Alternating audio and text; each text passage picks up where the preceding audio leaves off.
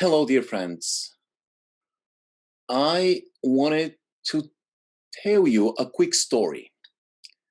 It has to do with a German medical doctor who lived almost 300 years ago. His name was Franz Anton Mesmer, and he was very famous at the time. He believed in this invisible energy that, according to him, enveloped every living thing and flowed like fluid through the universe. He gave that energy a name. He called it animal magnetism. And then he claimed to have complete control over that energy. So Franz Mesmer, he started treatment sessions of sick people by pretending to manipulate this imaginary energy. He would wave his arms around, all around the patients, and gesticulate theatrically and stare intently into their eyes. And people believed him. They were enchanted by him. And some of them were even convinced that they've been cured from their maladies. They were basically hypnotized into a placebo effect by this extremely charismatic con man. Mesmer became a celebrity and a very wealthy man. He even befriended the great composer Mozart and some of the most famous German and French writers and dignitaries.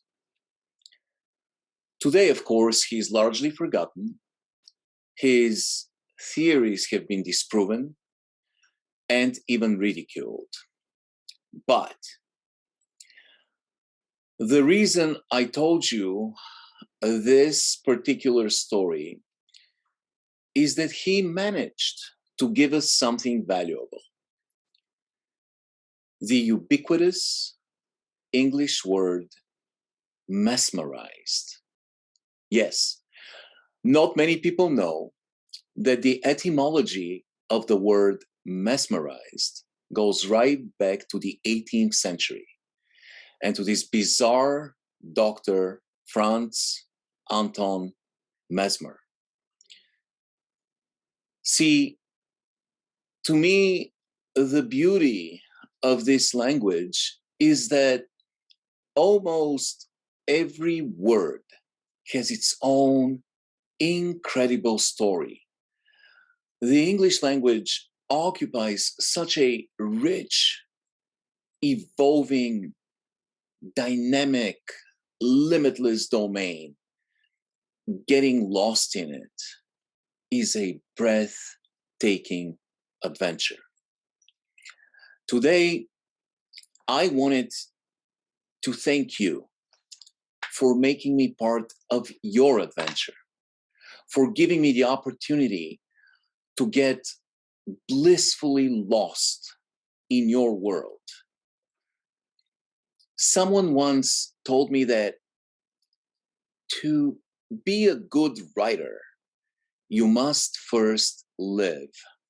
You need to be wiser, you need to be older, you need to experience victories and losses and elation, pain, disappointment, and so on and so on. Well, as I read your work, I realized that is not true. All you need is honesty and a reason to write. Each one of you could have won this contest. Judging your work was simultaneously rewarding and excruciating. Rewarding because of the fantastic quality of your writing, and excruciating because it was nearly impossible to place one work over the other. They were all so good. You are all authors, poets, creators, scholars of the English language. In just a couple of pages, you managed to create real characters made out of flesh and blood. They're believable, they breathe, they come out of the pages, and they participate in textured narratives with purpose and imagination. Your language is voluptuous and clever, but ultimately, the most important thing is the story. The ornamentation in itself is irrelevant if you don't have a story. And you had immersive, message-driven stories to tell with intricate narratives, unexpected twists, and intertwining plot lines. Someone once asked me to describe in one sentence, why do I write? And right then, it occurred to me that I had never really thought about it. So my answer wasn't prepackaged. It was instinctual and sincere. I said, I write because I'm trying to find out what I want to say. Today, years later, I don't regret that answer. You and I, we don't have a choice. Long time ago, we've discovered a magnificent power. We've discovered that we can put together letters into words, words into sentences, and sentences into stories.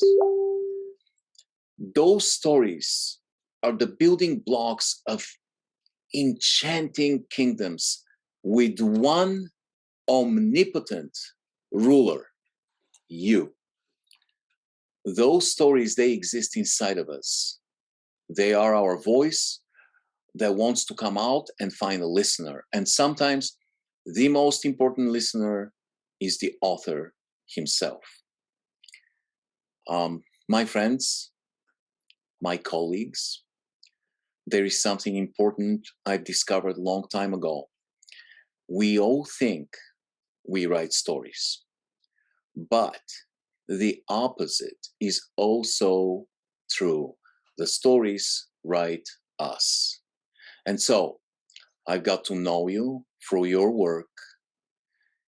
You didn't have to be wise and old to write because you're kind, eloquent, curious, brave, imaginative, unpredictable, crafty, strong, unrelenting, and yet vulnerable.